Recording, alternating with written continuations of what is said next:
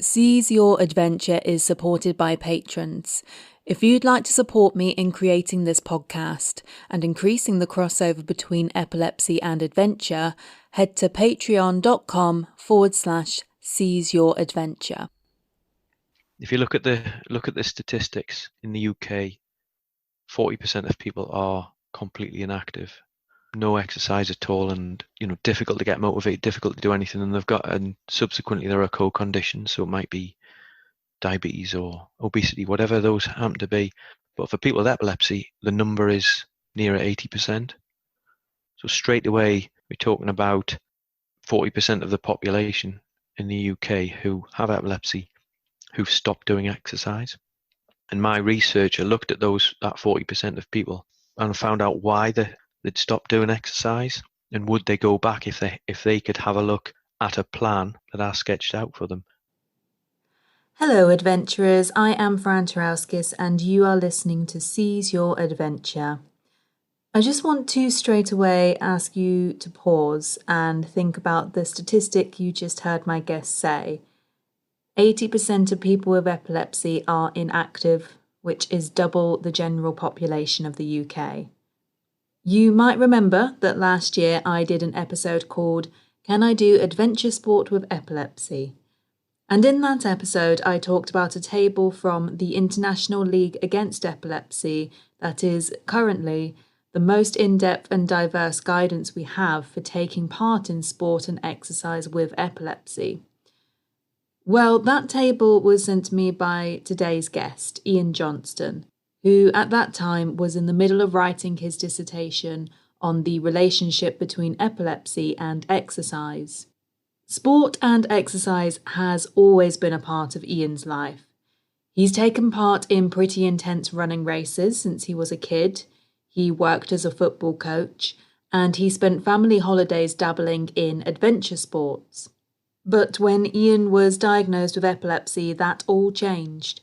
When he was 48, Ian started having tonic-clonic seizures for no apparent reason, and his life went from being very active to very sedentary. In today's chat, Ian talks about some of the reasons that this might be, and why other people with epilepsy might also be inactive. We'll hear how Ian's epilepsy diagnosis was what pushed him to go to university and study a degree in Clinical Exercise Physiology. And we hear more about his dissertation, which was titled The Influence of Epilepsy on Habitual Physical Activity and the Propensity to Change Based on an Approximate Understanding of Seizure Time. Don't worry, it is not as complicated as it sounds, but do get ready to learn a lot. This is my chat with Ian Johnston.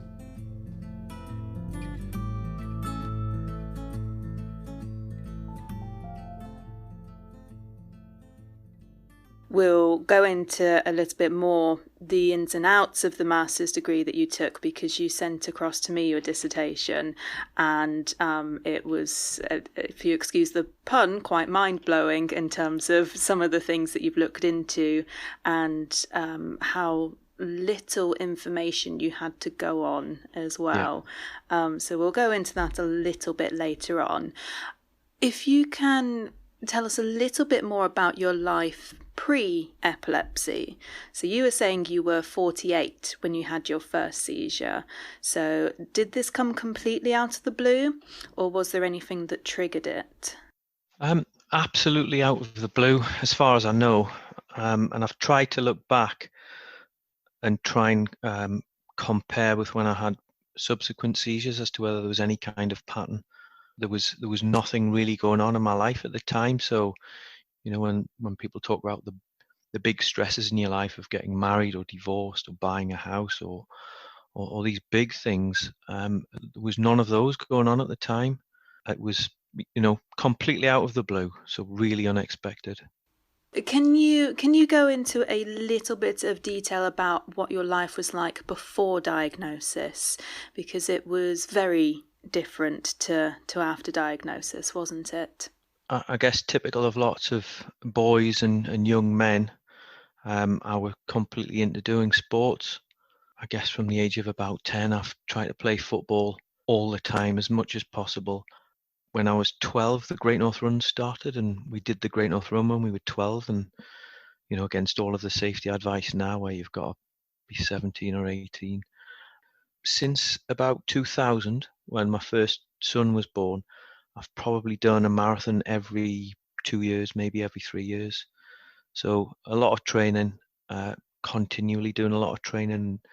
We would go on family holidays doing adventure stuff, skiing holidays, going to the Lake District and going up and down hills, all the kind of things that an active person would do, and that literally stopped overnight for me. Mm. Well, I think you say an active person, but it sounds to me like you're a little bit above the average of active there. I think for some folks that aren't familiar with the Great North Run, can you just tell us exactly what that one is? Because to do that when you were 12, did you say? Yeah. Is quite impressive start to your active career, as it were. So can you just tell folks exactly how long that run is? The Great North Run, it claims to be the world's biggest half marathon currently. I think there are maybe 50 or 55,000 participants. But in the early days when it started, it was just some kind of magical thing. Distance running was becoming popular. Brendan Foster had just kind of finished his career, Mm. and Cram, Coe, and Ovet were big news at the time. So we kind of got the bug of running, and we just thought, oh, it's another run, we can do it. And being 12, you just did a bit of running beforehand and then cracked off the a half marathon. Mm. I think we did all right, but I think that was certainly the keenness and the fact that it's such a big event, and it attracts people from all over the world now, and you get half marathon world best times, but not world records, because it's on roads, but the train's up and down, so they don't really count it as for world records. But it's a super fast course, and it's the atmosphere is fantastic. When you talk about it like that, it makes it. I think even non-runners listen to people speaking about the big races like that, and it gives you a little bit of incentive to try and do more and try and do Exactly. races like that where everybody is running towards the same goal in the end. It's definitely part of the bug that I have or had, or for doing running and exercise and pursuits really. And that was your life for most of your adult life, essentially. And that kind of running takes a lot out of you. But you were saying when you started having the seizures, it was even more draining, essentially. Can you go into a little bit more detail about how the tonic-clonic seizures in particular affected your energy levels and how that stopped you, essentially? I think to start off with, I didn't really think that I was impacted in any way, because I didn't really know what was going on after having a couple of seizures overnight, one night. And when you go and see the consultants, they don't give you a diagnosis. So I just assumed that it was business as normal. So apart from, 3 or 4 days afterwards when you feel tired after having the seizures, I was on track to do a marathon locally to where I live in the northeast of England. And it was just part of I was in the regular training regime. I think it may have been about 4 months before the actual run. But once the second lot came along, which was only about 4 weeks later, I found that I couldn't do anything. It was when I started taking some anti-epileptics, and that meant that I was too tired. I was physically too tired when I woke up in the morning to contemplate doing anything. Let alone going for a run. I was pretty much glued to the sofa watching daytime TV and not doing anything. With no work to do, I couldn't get the motivation to get out of the house very much. So absolutely physically did me in, and then the tablets then followed on to make it a double whammy, I guess. Mm. And because of this complete change in your lifestyle, this is why you decided to go and do your degree, wasn't it? Yeah. Was it Clinical Exercise Physiology? That's the one, yeah. It's got quite a lot of letters in it when you have to write it down on forms, but that's it. So was this your very first one? Was this the first time that you went to university? I've studied before. I did a diploma in technology, but what I decided to do was that because I was into coaching, because I was so much into sport, I decided to do something in sports science. For me, not being able to do exercise was probably psychology related. I wanted to understand about how to do coaching with people who needed some kind of psychological assistance. I'll not say psychological help because I wouldn't call myself a psychologist. And from there, I started hunting around to do something along the same sort of lines, but something that would be actually useful. The journey to actually find out what sort of course to do was quite difficult.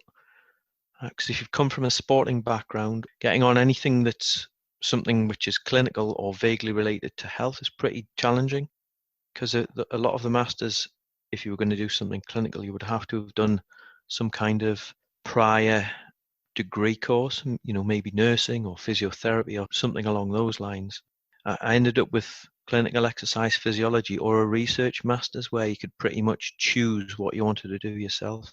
And I thought, being 48 or 49 I was by the time this had come around, for me, being that age, I would prefer to have some taught elements, which as it happens, I absolutely needed them because I needed to learn a lot of new things before I could then go on and do my research part of it.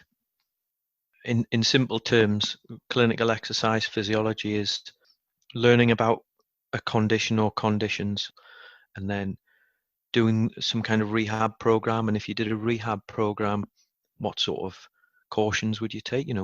Make sure that people's diet, their exercise plans, and all of a whole plethora of things would be in place.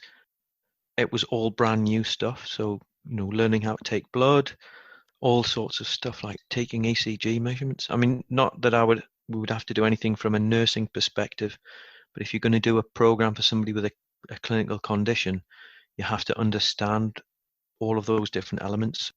Believe it or not, the condition that I chose to do in my study was epilepsy. It's slightly different to, I think, everyone else who's on the course. I think everyone else had picked one of the traditional conditions. So there was lots of people who did about obesity or osteoporosis, the big killers, if you like, the ones that have the biggest impact in the UK. But I chose to do mine about epilepsy. Yeah. I have a couple of questions from that. One thing I was thinking as you were speaking is, did seeing things from the other point of view give you a bit of an insight into your own condition? Do you think that helped you? Well, when I started off, it was all a bit new and nothing seemed to be familiar. And then when I started doing the first part of the research, I started stumbling across things that I looked at and went, "Oh, right, that's what's happening." Not claiming to be an expert, but understanding the sort of things that are happening inside your head when you have a seizure, and then reading about it again and again and again, and then finally the penny drops and you think, right, that's what's happening to me. And then from there, I got such a bug and such an interest, really.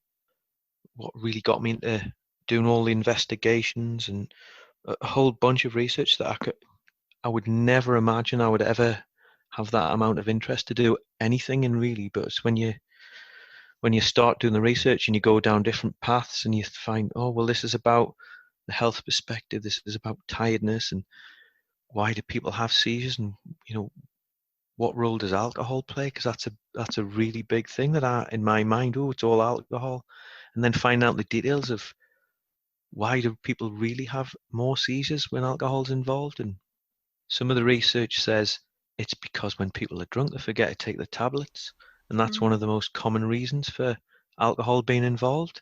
Or if people are sick, added together, all those little bits and pieces point the finger at, if you're involved in alcohol, even just on a regular night out in the pub having a couple of pints, then that can impact you. It's getting to understand those things that aren't just They're not just the headline banners that you see in the newspapers. It's actually where the stories originated in from the original research. So from that perspective, it was more than a full-time job, really. I probably did too many hours. It was the kind of the opposite of a stereotype student. And I produced a nice dissertation by the end of it, which I thought, and I would like to call myself a master, if that's not being too boastful. But as far as it being an individual with epilepsy is concerned, I think it's been absolutely invaluable, and I think I've done myself a good job. Absolutely. I think it's definitely worth calling yourself a master. I would be walking about saying it to everyone. If you can just explain the main question that you asked in your master's degree. So it was about the time of day that people have seizures. Yeah. One of the key things in my research was to find out for any individual if there was a specific time of day where they would exercise, given a few different pieces of information. And the primary bit of information is when they are less likely to have a seizure. And I know that people don't always have seizures at the same time of day. And I know that if you regularly have seizures at a certain time, that doesn't prevent you from having seizures at different times of day. There's a whole range of evidence that you can go off to say that this individual is likely to have a seizure under certain circumstances. If you look at the statistics in the UK, 40% of people are completely inactive, no exercise at all, and difficult to get motivated, difficult to do anything, and subsequently there are co-conditions, so it might be diabetes or obesity, whatever those happen to be. But for people with epilepsy, the number is nearer 80%. So straight away, we're talking about 40% of the population in the UK who have epilepsy who've stopped doing exercise. And my researcher looked at that 40% of people and found out why they'd stopped doing exercise, and would they go back if they could have a look at a plan that I sketched out for them. And approximately 70% of the people who did no exercise said that they would do it if they were convinced that it would be safe, or they could be convinced of a safer time and circumstance to do their exercise. Did you find in your research that was quite difficult to find research that had been done previously? Certainly the area that I specialised in, there may be some stuff out there, but I could not find anything that would help me explain in research terms why people would stop doing exercise when they got epilepsy. There was nothing that would help you come to that conclusion. There was lots of supporting types of research, and there's lots of different bits of background that I would have to pull in and piece all of these different bits together to go, right, okay. And then I kind of realized myself that it wasn't because I couldn't go out running anymore, because physically at the time I probably could, but it was definitely my brain was saying, I don't want to go outside and fall over and be knocked down by a bus, or go for a swim and then sink to the bottom and not come up again. The swimming one's the prime example for me, because my wife's a lifeguard, and I still, to this day, I still won't go swimming, even with her lifeguarding, and I trust her implicitly. It is psychological, and it is something that's you can overcome somehow. Part of the master's course was understanding how to deliver some kind of psychological intervention to get people to do stuff. But once I got going on the research, I thought, well, why don't I just do this exercise? I went to the university gym and I joined, and I could literally only lift the bottom bar on the weights machines. And then, there's some people on the course who'd been on the course with me were looking at us going, you can only lift the bottom bar on the machines. And I realized that, what, it didn't make any difference. I could actually do it. If I did keel over or whatever might have happened, I was going to be all right. And because I was on the machines, the gym instructors were great, and they were all informed about what my condition was. I just started off doing it and got back into it, basically because of what I'd seen in my research. I think that's brilliant, and it's really telling like you say, just making that decision to go out and do it is something that I think a lot of people find very hard. I know that I am one of them sometimes.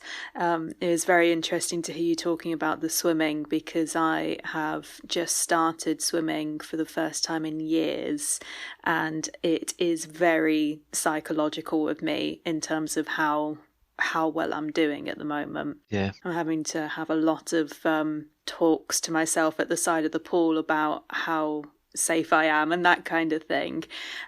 But the other thing that you display quite nicely there is the idea of adaptations, which is something that a lot of people I've spoken to have talked about. Yeah. If you avoid anything that's going to be a potential risk at all, something that I'd done for the on the masters as I started doing the exercise again, and this wasn't a requirement of the dissertation, but I did a sample program or an idealized program for a mythical person who had epilepsy. So that was another sideline, if you like, that I added onto my dissertation, which I probably didn't have to do because it probably didn't really add too much to it. But I put together a program based on how somebody could A, be encouraged to get back into doing the exercise, B, do it safely, and C, be told and let them understand how it was safe. So the sort of things that I had in there was, don't go on a treadmill, because if you fall over, then you can bang your head. Don't necessarily go on an exercise bike because you're high up and you could fall over. And I came to the conclusion for that particular set of exercises that it was a rowing machine for a couple of reasons. One, because you're sat on a chair which is probably about 10 inches from the floor. So if the worst came to the worst and you fell over, that's the least amount you could fall. And you can also buy adaptations. There are certain seats or chairs, I'm not quite sure what you call them, on rowing machines that serious rowers and professional rowers practice with, so that it's in the shape of what you would actually sit inside the boats. And you can actually get big Velcro pads that Velcro you in, so if you did have a seizure, you wouldn't even fall off. You'd still be in place and you would be protected to some degree. So doing bits and pieces like that to help make it safe, in my mind, that's something that I could use from a psychological perspective to say, this can help you, this can safeguard you, this can put something in your mind that's going to put your mind at ease, if you like, and say, look, we've done absolutely everything possible. And if it happens, it happens. There's nothing you can do about it. Yeah. And you say that was surplus to requirements, as it were, with your actual degree. But I think that is one of the most important things of this kind of research and work. It's that being able to apply it to in this case, fictional woman, but then being able to take that out into practice at some point. Now that you've done all of the research, have you started looking into doing it in a bit more of a practical way? I have, yes. But there are a couple of things that kind of stump me at the moment. There's very little in the way of training programs that you can copy from. I think I mentioned before that there's a Bible, the American College of Sports Medicine book, and that's the volume, the book that you get that everyone prepares the exercise plans from based on what the American College of Sports Medicine say. Here's a handy copy I've got in front of me.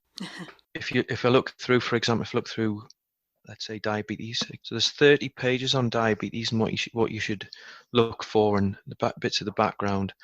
If you turn to the epilepsy page, there's 5 pages. There's very little that you can actually understand. So there's pretty much no opportunities to go and learn those things. So that's kind of given me a slightly less confidence in being able to deliver a program. I'm happy to design the program, but actually delivering it would be more difficult because there'd be more hurdles to overcome to actually get somebody to say, from a medical point of view, this is the right sort of thing, because the interest just isn't there. But on the plus side, though, from my local epilepsy support group, I would quite happily say to somebody, these are the sort of things that I would talk to you about. I'm not going to recommend anything because I'm not an epilepsy clinician, but this is what I've done, and this is here's the evidence. I've done all this research, and I know that these sort of things happen, and these are the tools that you should use, and these are the safeguards that you should do. It's just simple things like, seemingly or apparently, some people have their seizures triggered by going to exhaustion and doing an excessive amount of exercise, whereas some people do a smaller amount of exercise and suffer the same fate. And some people, when they do resistance training, that might trigger a seizure for them. And then when you look deeper into the research, you'll find out it's the exact opposite for some other people. It was difficult from that perspective to work out how I'd take it forward in a career. It's kind of like a clinical version of a personal trainer. It's certainly helpful for people to just know that they can, again, it comes back to this adapting things to your own abilities, essentially, and your own preferences. I mean, for me, the idealized time for me to do exercise, and taking it into account all of those different bits and pieces that I put in, was approximately 1 hour before sunset. I mean, you say approximately, but that's quite precise, and that's really, really nice information to have. And that's for me, and that's using a whole bunch of things like your circadian rhythm. It's not the time of day, but it's whether it's dawn or dusk, and all this vast amount of information that you can only piece together for an individual. I'd be quite confident now saying to Ian Johnston in 2017, this is what you should do. I'd be pretty confident saying that to me. There's my exercise time of day. Yeah, it's beautiful. With this information, as you say, it's very difficult to give somebody else any advice, as it were. But would you say that there's anything in particular that people could take to their doctor or ask their doctor to do something similar on a much less scientific level if they're going to do things themselves? Well, there's a couple of things that I would say straight away, and that's, make sure that your doctor is somebody who, even if it's your epilepsy clinician, find out if they know about exercise and epilepsy, because it's a very small circle of people. I got on the phone to a guy in Portugal, a guy in Brazil, and a guy in Norway who I'm kind of like a fanboy for them now, because I followed all of the research that they all published. There are very few people who are really into it, and if you speak to other different clinicians, they'll say, well, it's up to you, and you should stay fit generally, but so you need to find somebody who will buy into the idea of you should do exercise based on this information I know about you. And if that's the case, I would say the primary thing to go off is keep a detailed seizure diary. For any individual, have your detailed seizure diary, and you'll know yourself when you're likely to have seizures. Try and put as many of those things together as you possibly can, and try and work it out yourself, and take the evidence to your doctor and say, this is what I found. What do you think? And how are you doing exercise these days? What's your regime now? Well, from the day I started doing my exercise, and I can honestly say I didn't have some kind of epiphany and there was no big lightning strike. My first sort of exercise, apart from doing very minimal resistance exercising in the gym, was my pals knocking on the door and walking the 500 yards down to the seafront and walk along the beach. That would take 45 minutes to an hour to walk a mile in total, maybe 2 miles in total. So that's where I was at the start of that process. And then I just started doing stuff again. I didn't have any particular plans. I felt that I could go running and do more distance. I started off by running some 5K races, which in total they might have lasted 35 minutes when I started. Now I'm pretty much doing them in 19 or 20 minutes. In the particular run I do is about third or fourth in my age category, which it's pretty good. So I'm using that as the basis for doing some more runs, with the idea that I've put my name down to do a marathon later on this year. Oh, that's fantastic. Which one are you looking at doing? I'm doing the Kielder Marathon, which is on Kielder Reservoir, which is in Kielder Forest in the north of Northumberland. It's right in the border with Scotland. Yeah. And it's a fantastic place. It's fantastic countryside. It's one of the few dark skies areas in the country, so you can see all the star constellations at night time. There's no light pollution. It's an absolutely fantastic place. And after having done lots of city marathons, this will be my first marathon that's in the countryside. You run round a reservoir and you're inside the forest the whole distance. So that's my extra incentive for me training, and that's to get fit enough to do a decent time. And a decent time for me will be quite difficult there, because whilst it's not up and down mountains or anything like that, you might describe it as being undulating. It's the event for me. I think there are only maybe 2,000 or 3,000 people who do it. That sounds fab. So middle of October is that one. I might have to put that in the diary. Is there still spaces for it? It sounds beautiful. So. We went up for a family holiday there. We had 2 days of freezing cold rain, and on the third day we were there, the sun came out and we were in the trees in a small guest house, and it was just fantastic. And I thought, well, yeah, if that's somewhere where I can do the run, then that's going to be it for me. The name of the podcast is Seize Your Adventure. So what is your adventure? What does adventure mean to you? It's definitely different to what it used to be. Because adventure for me previously would have been going on holiday to somewhere where you've never been before. So somewhere in the middle of China, that kind of thing. But adventure for me now, it's really just doing sports with my kids.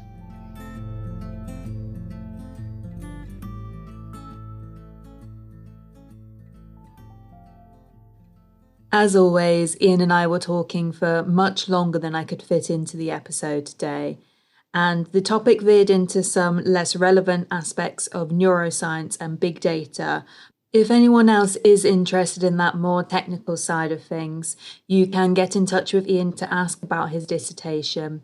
He is very happy to chat about the dissertation itself, forming an exercise program, or anything else. The contact information is in the show notes for you. Anyone who is interested, I will be uploading a longer version of this interview to the Seize Your Adventure Patreon page. So patrons at the Adventure Advocate level and above will be able to listen to that longer interview after the weekend. I would like to give a massive big thank you to my current patrons.